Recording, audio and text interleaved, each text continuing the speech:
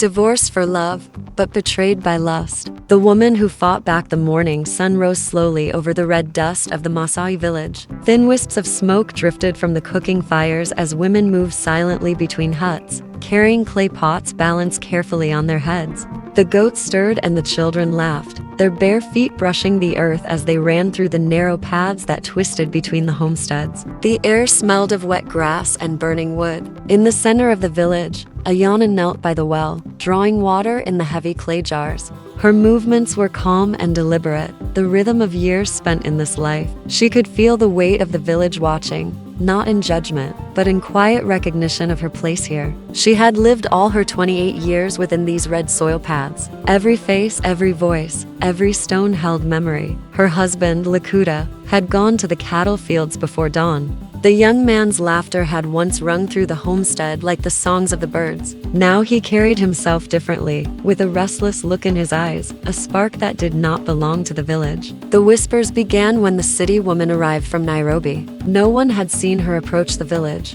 but the stories traveled faster than the wind. She wore bright cloths, her hair was brushed smooth, and her voice carried the accent of the city. Lekuta had spoken often about her, telling anyone who would listen that she understood the world beyond the hills, the markets, and the cattle. But the women of the village noticed how Lekuta's words changed when she was mentioned. He no longer spoke of Ayana in the same tone. Ayana had felt it before anyone spoke. There was a shift in the morning rituals. The cows came late from the grazing lands. The fire would burn differently. The children asked questions she did not answer at once. She moved through her duties with the same care she always had, tending the goats, mending the cloths, and cooking the thick porridge for her young siblings. Yet inside her chest, a slow ache grew. She did not cry aloud. She did not allow herself the luxury of despair. Her mother's voice hummed in her memory. Strong women do not crumble. Strong women wait and watch. The news came quietly, carried in the wind like the faint smell of rain. Lekuta had declared to the elders that he would leave Ayana. He would take the first steps toward divorce. The reason was whispered and softened when spoken aloud. The city woman had captured his attention. The elders murmured among themselves. They were old and wise and knew the patterns of men and desire, but they also understood the customs. A man might be led by lust, but the community's eyes would follow the truth. Ayana listened to these murmurs without haste. She did not rush to the hut of the elders. She did not scream into the dust. She walked slowly to her own courtyard, letting her hands brush the dry earth. The children of the village played nearby. Their laughter reached her ears. It reminded her of a life that continued even when hearts were broken. Ayana remembered the old Maasai teachings, the ways in which a woman could hold her ground without raising her voice. The customs were clear. A woman's strength lay not in anger but in presence, in knowledge, in the quiet use of what was hers by law and by tradition. Let us move forward in the day. Ayana prepared the midday meal for the children and her younger siblings. She cut vegetables from the small garden that clung to the edge of the homestead. She stirred the thick porridge while her mind wandered through every conversation she would have. She thought of the elders, of the neighbors, of the women who had watched her grow. Each had a role in the balance of the village. Lekuta had chosen lust. Ayana would choose patience, cunning, and the strength of the people who stood quietly beside her. The city woman appeared in the village square later that morning. She carried a basket of gifts, oranges and clothes bright enough to make the sun blink. The villagers paused in their work to look at her. The elders' eyes narrowed slightly. They understood what she did not yet know. The village had a rhythm and she could not force it to bend. Lekuta met her with a smile. He spoke to her softly. She laughed in the way that only a city woman could laugh, sharp and clear and full of false ease. Ayana approached slowly, her hands free of any object. She did not run to Lekuta. She did not call out. She walked with the calm of a woman who had watched generations of Maasai men make foolish choices. Her eyes met Lekuta's for a moment. There was no anger there, only the steady presence of a woman rooted in her land. Lekuta looked away. His smile faltered under the weight of her quiet dignity. The city woman noticed nothing at first. She smiled at Ayana as though they were equals. But in the eyes of the villagers, the balance of respect was already shifting. As the afternoon settled, Ayana moved through the village with purpose. She spoke to the women who had once been her friends, now watchers of the unfolding drama. She reminded them of the traditions that bound them all. She spoke of loyalty, of patience, and of the law that governed the household. Slowly, the stories of the city woman's lies began to surface. A gift given in haste was not always a gift at all. Words whispered behind closed doors did not always carry truth. The women nodded quietly, their faces softening with understanding. Ayana did not shout. She did not plead. She simply stood among them and let the truth settle like rain upon dry soil. By evening, the village was calm again. The sun sank behind the hills, and the children returned to their mothers. Fires were lit in the courtyards. The smell of cooking meat and roasted maize filled the air. Ayana sat near the fire, her hands folded in her lap. Lekuta returned late from the grazing fields. He found the homestead quiet and still. He tried to speak, but Ayana's silence answered him more strongly than any words could. She had not yet moved to reclaim her place. She waited for the proper time, as all wise women did. The elders watched from a distance. They understood that the strength of a woman was often invisible until it was too late for a man to recover what he thought was his. The night in the Maasai village was quiet except for the soft clatter of goats in their pens and the occasional low call of a distant hyena. Stars scattered across the sky like the beads on a woman's necklace. Ayana sat outside her hut, tracing patterns in the dust with her fingers. Her mind was calm. She could feel the heartbeat of the village in the still air. Every hut, every fire, every shadow held a story. Lekuta's footsteps approached, hesitant and uncertain. He stopped at the edge of her courtyard. His voice was low. He tried to speak of the city woman. He tried to convince her that his decision was final. Ayana did not answer immediately. She allowed the words to settle in the air. She remembered the stories her grandmother told her. A woman who answers too quickly gives away the measure of her power. She stood slowly, dust falling from her skirts. Her eyes met his. They were steady, unshaken. She spoke softly, without raising her voice. She reminded him of the customs that guided the Maasai people. She reminded him of promises made before the elders. She spoke of respect and balance. Lekuta shifted uncomfortably. His hands twisted in his cloth. The city woman's laughter echoed faintly in his mind. The following day, Ayana began her subtle work. She walked to the elders' meeting space early, carrying a small basket of millet and dried meat. She spoke to the men and women gathered, recounting events with careful attention to detail. She did not accuse. She simply stated facts. The elders listened. They asked questions. Slowly, the gaps in Lekuta's story began to appear. The city woman's actions, previously concealed behind charm and borrowed words, could not stand against the quiet witness of a woman who had lived in the village all her life. Ayana also visited the neighboring homesteads. She spoke to women who had known her since childhood. She reminded them of the values that guided life among the Maasai. Loyalty was a seed that grew over time. Respect was not given lightly. She spoke of subtlety and patience. The women listened and nodded. Their eyes, once uncertain, now reflected the clarity of truth. The city woman had brought gifts and promises. Ayana's presence brought weight and reason. The balance began to shift quietly, without drama, without confrontation. By midday, the market paths carried whispers. Children paused in their play to watch Ayana move with purpose. Her hair braided tightly and adorned with small beads, her skirt wrapped neatly around her waist. She walked with the grace of someone who knew every stone of the village underfoot. The city woman attempted to assert her charm among the women. She spoke of Nairobi, of wealth, of new ways. But the villagers watched, patient and knowing. Their smiles were polite, but their eyes held judgment. Ayana's quiet dignity became a shield that the city woman could not pierce. As the sun reached its zenith, Ayana returned to her courtyard. She prepared food for the children and her younger siblings.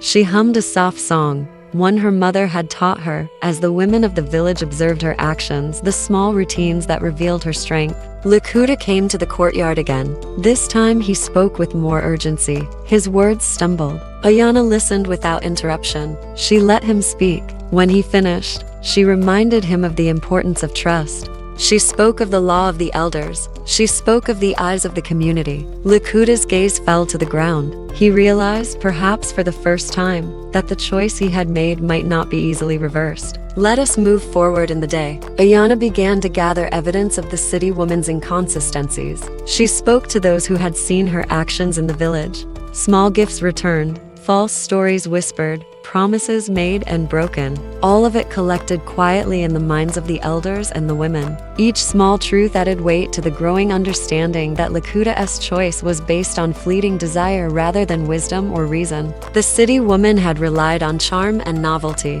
Ayana relied on presence and patience. As evening settled, the village prepared for the return of the herds. The men guided the cattle along narrow paths. The women brought water and food for those who would remain outside overnight. Children played in the dust. Ayana moved among them, checking goats, repairing a torn cloth, arranging firewood. Lekuta returned later than usual. His eyes avoided hers. He realized that no charm, no city woman, could replace the trust and respect earned over years of shared life. The elders watched silently, their faces calm. They understood the subtle shifts that marked the reclaiming of balance. In the quiet of the night, Ayana called for a meeting among the women she trusted most. They gathered in her courtyard, sitting in a circle around the low fire.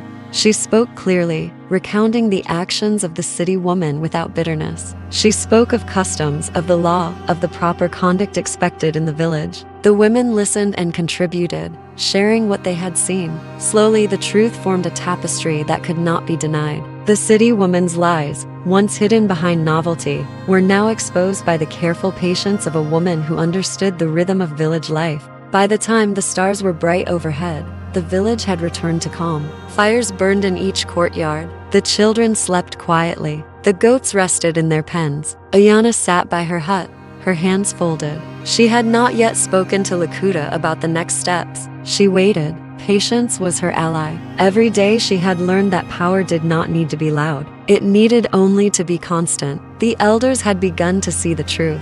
The women had begun to see the truth. Even Lekuta, in his own way, began to feel the weight of his choices. Now we step into the next moment. Ayana's plan was unfolding exactly as she had envisioned. She would reclaim her place not by shouting or confrontation, but by steady presence and the careful unveiling of truth.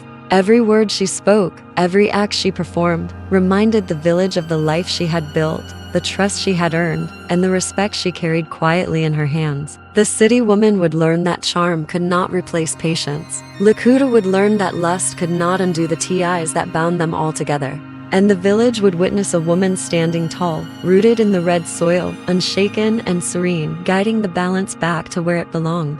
The morning arrived slowly over the red hills. Sunlight touched each hut with a soft warmth. The village began to stir. Children ran to the water hole. Women carried clay pots on their heads, singing quietly as they worked. The goats and cattle moved through the narrow paths, guided by the men of the village. Ayana stepped out of her hut, adjusting her skirt, brushing the dust from her hands. She moved among the people calmly. Every gesture was measured, deliberate. The rhythm of life continued around her, ordinary and steady, but within it, a quiet tension grew. Lekuta had become restless. He walked among the cattle with distracted eyes, muttering to himself. The city woman followed him closely, eager to assert her presence, to show that she belonged. But the villagers watched silently. They whispered among themselves, sharing small observations that they had seen over the past days. A gift returned, words that did not match actions, promises broken. Slowly, the reality of her intrusion began to settle among them. Ayana's steady presence had created a contrast that could not be ignored. Let us move forward in the day. Ayana called for the young women of the village to help with the daily chores. Together they carried water, cleaned the pens, and prepared meals. As they worked, she spoke softly, not raising her voice, teaching them small lessons of patience, of strength, of how to hold their ground without confrontation. The girls listened carefully, nodding and repeating the words in their own ways. These small acts, seemingly ordinary, carried the weight of tradition and the quiet assertion of authority. At midday, the elders gathered near the meeting circle under the large acacia tree. Ayana approached carrying a basket of millet and dried meat. She spoke to the elders clearly, recounting events without accusation. She spoke of the city woman's actions, of the broken promises, of the subtle lies that had begun to unsettle the harmony of the village. The elders listened with measured expressions. Their eyes, sharp and unyielding, followed every movement, every word. Lekuta was present, standing at the edge, shifting uncomfortably. He realized that no charm or novelty could overcome the wisdom of years and the patience of a woman rooted in tradition. The city woman attempted to interject. She spoke quickly, her voice high and sharp, trying to cast doubt. But the elders remained silent, listening to Ayana. Every gesture, every word reinforced her credibility. Slowly, the balance began to shift further. The village understood that respect and truth carried far more weight than charm and fleeting beauty. Lekuta looked at Ayana. For the first time, he saw the strength he had tried to overlook. Her calm demeanor, the way she gathered the women, the way she honored tradition, all spoke louder than any outburst or pleading. As the afternoon sun moved across the sky, Ayana visited the neighboring homesteads. She spoke quietly to women who had known her since childhood, reminding them of the values of loyalty, patience, and truth. She listened to their concerns and answered with care. Slowly, word spread that the city woman could not replace a lifetime of trust and respect. Ayana's influence, subtle and quiet, grew with every interaction. The villagers began to look to her for guidance, for reassurance, for understanding. By evening, the village settled into its usual rhythm. Fires burned in each courtyard, and the children played in the fading light. Ayana returned to her homestead, carrying food for her siblings. She hummed a soft tune, her voice blending with the evening sounds of goats and distant drums. Lekuta arrived, later than usual. He paused at the edge of the courtyard, uncertain of how to approach her. Ayana did not rush to him. She did not offer words immediately. She waited. Her silence was firm and steady. It spoke of dignity and quiet authority. The city woman watched from a distance, confused and frustrated by the lack of immediate confrontation. Now we step into the next moment. Ayana called a private meeting with the elders and a few trusted women. They gathered around a low fire in her courtyard. She recounted all she had observed, all she had learned. She spoke of tradition and custom, of the expectations of loyalty and honor in the village. The elders listened closely. Their expressions remained calm, but the weight of her words settled deeply among them. The city woman had relied on novelty, but Ayana relied on the foundation of truth, and the village responded. By nightfall, the village had quieted once again. Fires glowed gently in the courtyards. The children slept near their mothers. The goats rested. Ayana sat outside her hut, her hands folded, eyes watching the shadows. She understood that her work was not yet complete. She would need to confront Lekuta and the city woman with clarity and precision. Her patience had prepared the village to stand with her, but she also needed to move carefully. Every word and action had meaning. Every choice would shape the future of the homestead, of the community, of her own place in the world. Ayana's resolve was steady. She understood the subtle power of presence, the strength of accumulated respect, and the quiet authority of tradition. She knew that she would win, not through shouting or anger, but through careful, deliberate action. Every moment she lived, every gesture she made, reinforced the truth. The city woman could not erase decades of loyalty, of love grounded in shared life, or of wisdom built in the soil of the village. Lekuta would soon understand that the heart of the village was not a prize to be taken lightly.